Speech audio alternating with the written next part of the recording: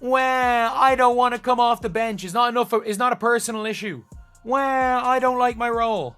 DeWanna Bonner, don't let the door hit you where the good Lord split ya.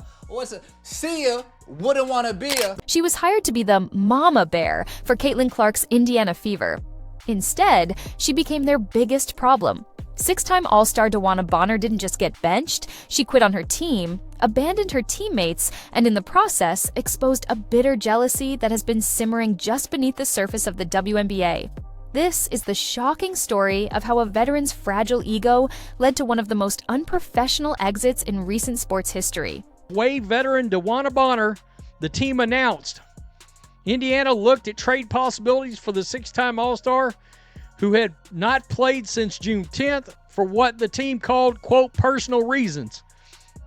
Well, the personal reasons were, from what I could tell, playing time is what I knew. When the news broke that DeWanna Bonner was joining the Indiana Fever, it was hailed as a masterstroke. On paper, it was the perfect piece of the puzzle. The Fever were a young team, suddenly thrust into the national spotlight by the arrival of the most electrifying college player in history, Caitlin Clark.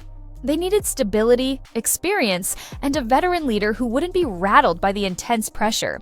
Bonner, with multiple championships and all-star appearances to her name, was supposed to be that rock. DeWanna Bonner out with the old.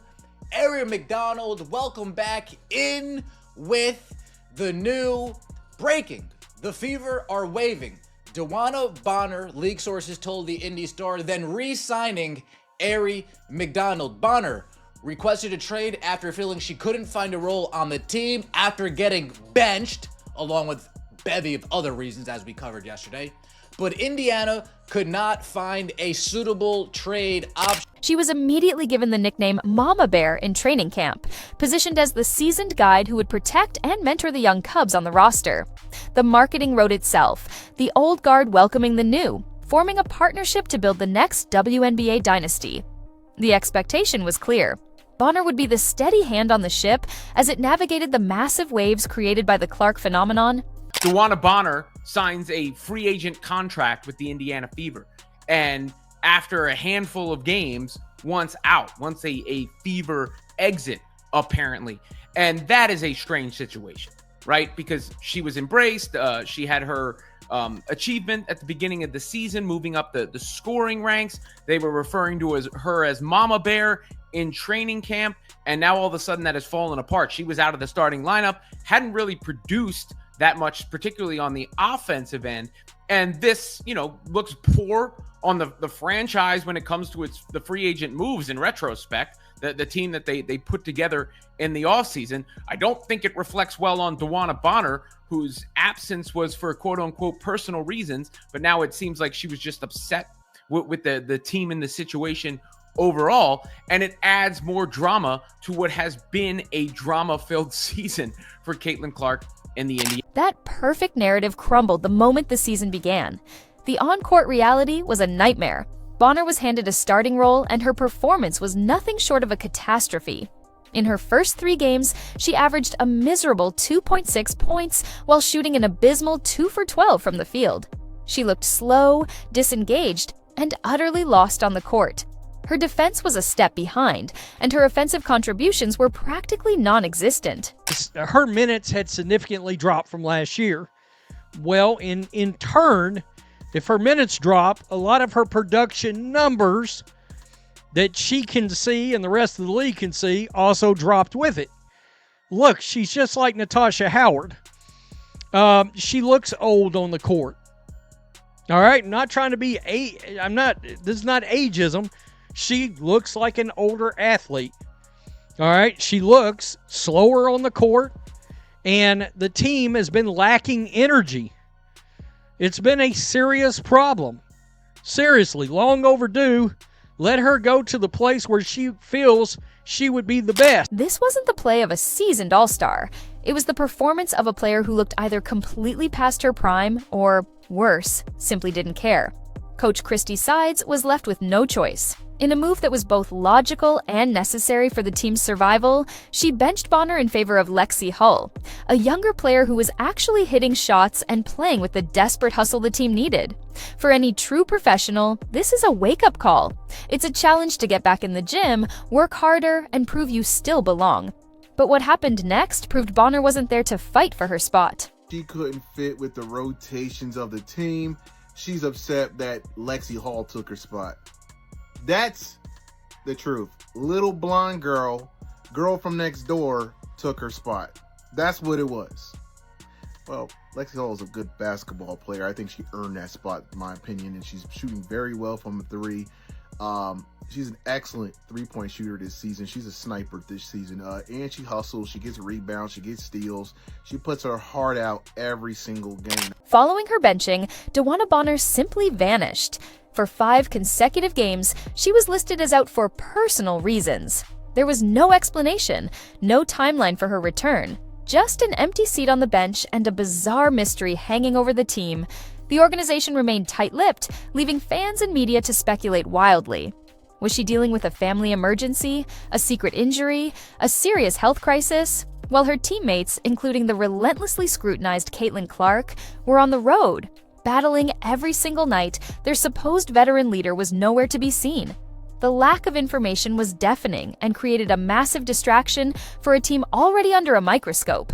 The mystery deepened with each passing game, fueling a storm of rumors.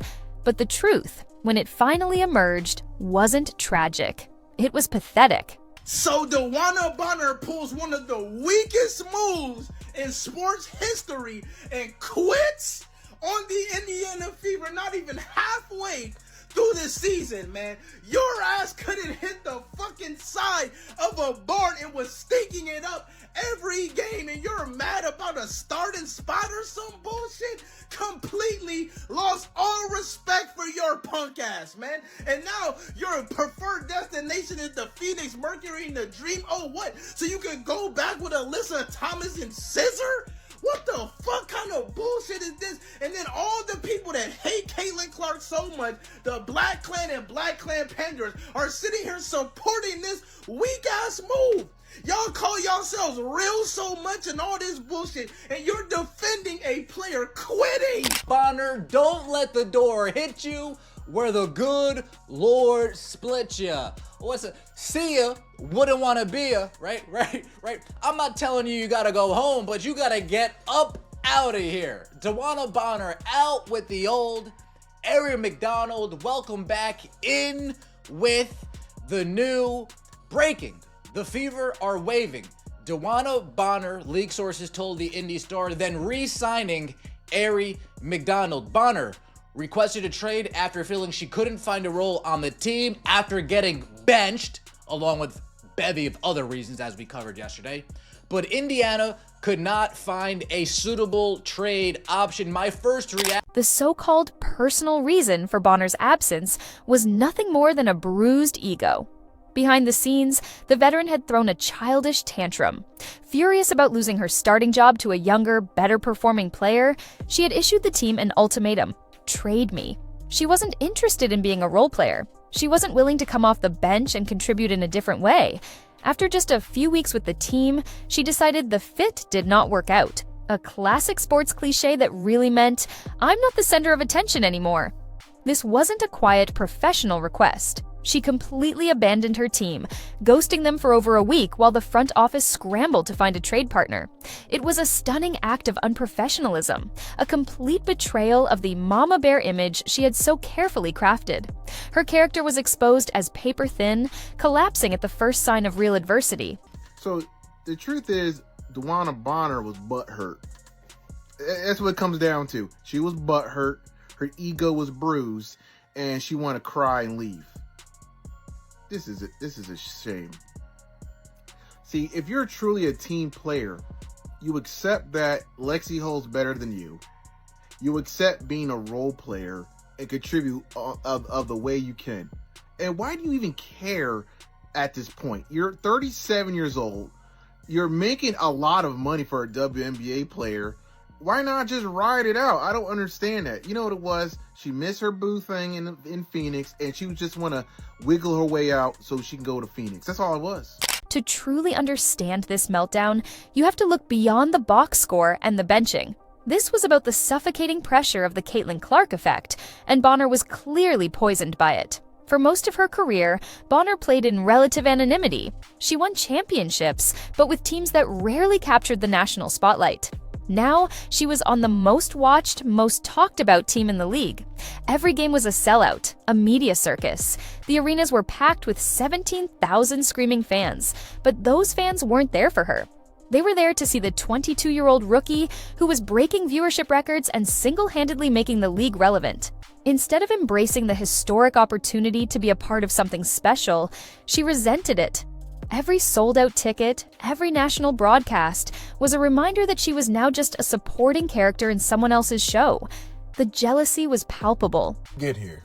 Long story short, DB thought her role was going to be one thing. She came in playing terrible, got benched, and was upset about it. Long story short, Shorty got her record and dipped. That's low-key crazy, y'all. Shorty dipped from the team for personal reasons for 5-6 games and then said she has no intentions on coming back? Because you sucked this year? She really had to be a double agent, dog. There's no way. She a career 29% three-point shooter, but she was shooting 30-footers with us. No bullshit. Like, it's no way. She was missing layups. She was getting blown by, like... This is where the story takes an even darker turn, entering the realm of fan speculation and a stunning conspiracy theory. Was her disastrous play more than just a slump? Was it intentional sabotage? The theory, debated fiercely across social media, goes like this. Knowing she wanted out but was on an expensive contract, Bonner purposefully tanked her on-court performance. By playing so terribly, she destroyed her own trade value. No rival team would give up significant assets for a 37-year-old veteran who was playing like a rookie and had developed a reputation as a locker room problem.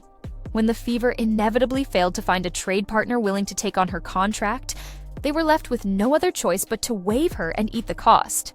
According to this theory, this was Bonner's calculated endgame all along. It would grant her freedom, allowing her to become a free agent and sign with one of her preferred destinations, like her old team in Phoenix, all while escaping the pressure of Indiana. It's a DMNing accusation, but given the circumstances, it's a theory that many find disturbingly plausible. Anybody with any intuition could sort of see that this was getting odd. The amount of time that she had missed with no explanation as to why, no timeline on her return, not making the road trip, all of these things, the lack of information and the basic mystery would be enough to get anybody's spidey sense tingling about this situation. But on top of that, I'll tell you this much. I heard that it was more basketball related than anything else over the weekend. But out of the ashes of this toxic bonfire, a true hero emerged for the Fever, and her story is the perfect contrast to Bonner's entitlement. Aari McDonald, a gritty guard who had been unceremoniously cut by the LA Sparks during training camp, was signed to a hardship contract by the Fever earlier in the season. She was everything Bonner wasn't: hungry, humble, and grateful. McDonald played every second with ferocious energy, diving for loose balls and playing lockdown defense that immediately won over the fan base. She wasn't complaining about her role, she was fighting to prove she deserved one. When her initial contract expired, fans were devastated, begging the team to bring her back. So when Bonner was officially waived, the Fever's decision was easy. They immediately re-signed McDonald, the player who actually wanted to be there. The message was unmistakable: hustle over hype. The Fever's GM summed it up perfectly, stating, "From the moment she arrived, Aari was a clear fit with the style and mentality we are building here." One player ran from the challenge, the other embraced it. And there's been so much speculation around her absence, but the whole thing was just kind of bizarre, and a lot of Fever fans were speculating that we're not going to see her back. And just today, it was announced that she has no intentions on returning to the Indiana Fever, and her preferred destinations are either Atlanta or the Phoenix Mercury. It's also been reported that the main reason that she wanted to leave is because things felt off from the beginning, and she thought that she would be a starter. But if you guys remember, DB was starting in the beginning of the season, and she honestly just wasn't playing her best so Lexi Hall moved into that starting position. Just when you thought the saga couldn't get any more shameless, it did.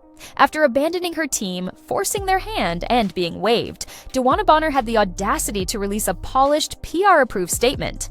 In it, she thanked the Indiana Fever organization and its fans as if she were a gracious professional moving on with class. The hypocrisy was breathtaking. This is like someone burning your house down and then sending a thank you card for the matches. You don't get to quit on your teammates, leave them hanging for weeks, and then pretend you're taking the high road. This statement wasn't an apology or a moment of self-reflection. It was a final, desperate attempt to control the narrative, to paint herself as a victim of circumstance rather than the architect of her own disgraceful exit. It was the last act of a player completely disconnected from reality, more concerned with her public image than the team she left in ruins. DeWanna Bonner knew damn well she didn't want to come to Indiana. She knew she didn't want to be there. She knew she didn't want to be there. I think the fix was in. The Phoenix Mercury didn't have the bread to pay her.